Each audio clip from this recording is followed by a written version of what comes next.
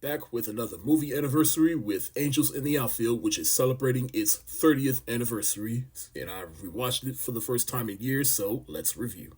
So, Angels in the Outfield is about these two orphan kids, Roger and JP.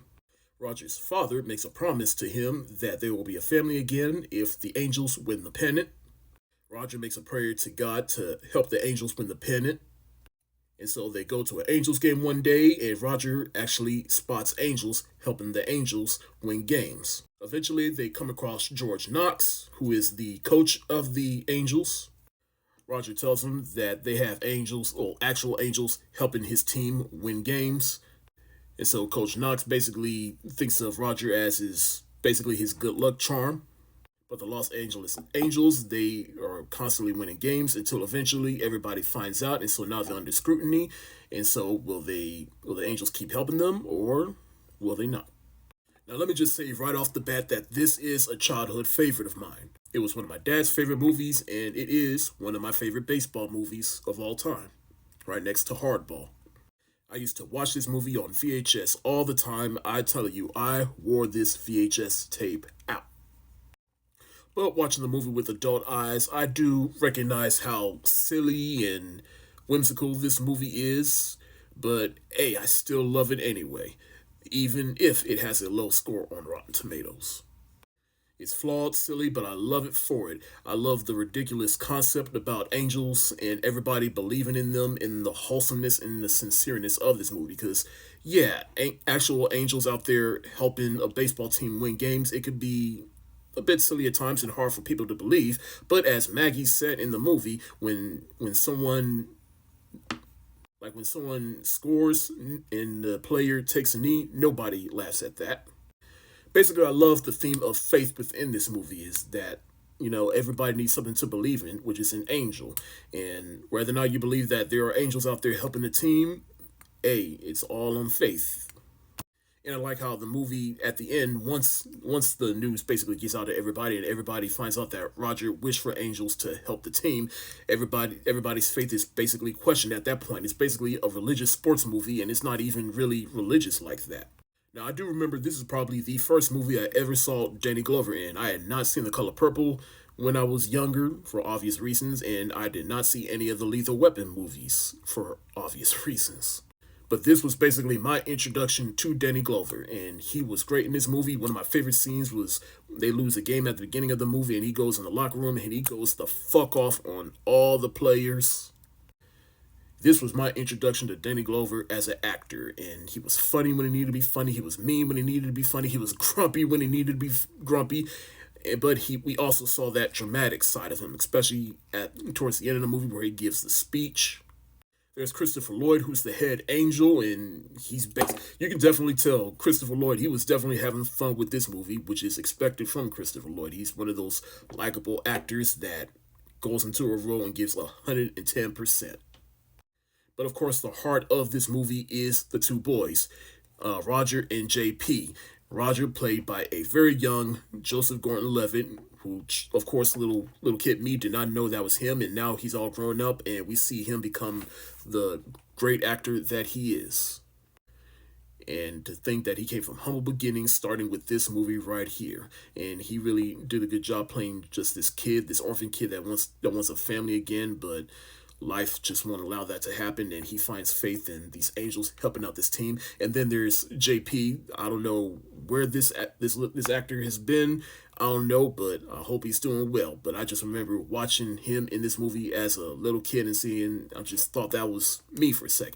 I knew that wasn't me, but just seeing another little boy of color in a movie like this, like that stood out to me. Some other young actors in this movie that we didn't realize would become bigger than they were back in 1994 is Matthew McConaughey. He was on this team, and yeah, that's just mind blowing in itself. All right, all right, all right. Looks like these angels gonna help us win the game.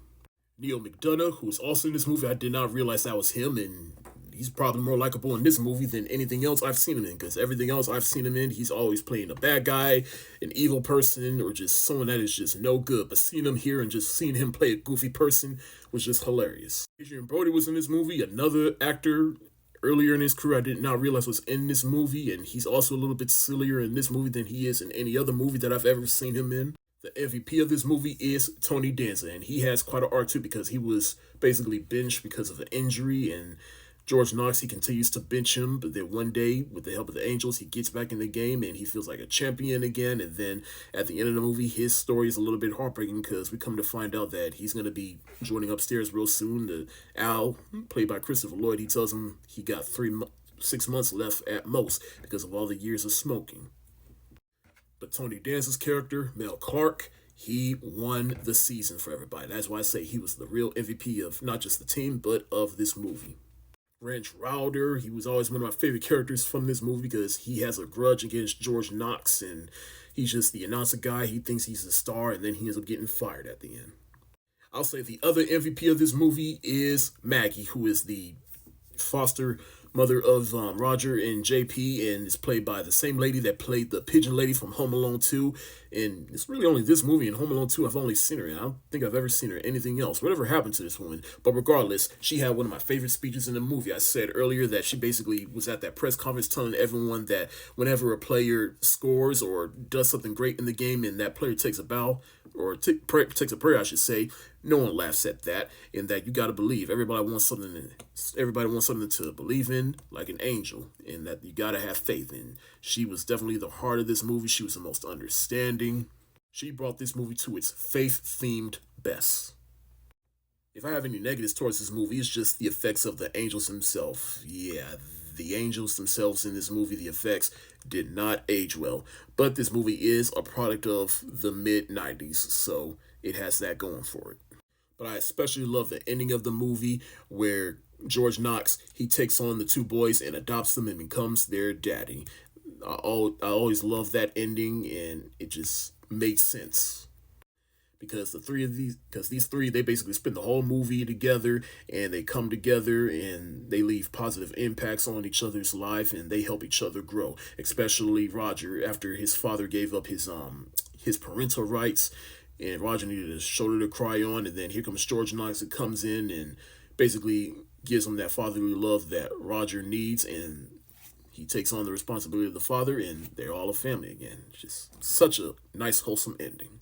Overall, does this movie have some dated elements? Yes. Is it a bit corny and cheesy at times? Yes. But the baseball action is good, and the themes within this movie will leave you feeling good, and you will leave this movie on a good note. And it's crazy because up until a couple weeks ago, I did not know this movie was not on Disney Plus, and they just dropped it on there for its 30th anniversary. So if you've never seen this movie, or if you're trying to watch this movie because you haven't seen it in a long time, it's on Disney Plus. I'm gonna give Angels in the Outfield the thumbs up emoji.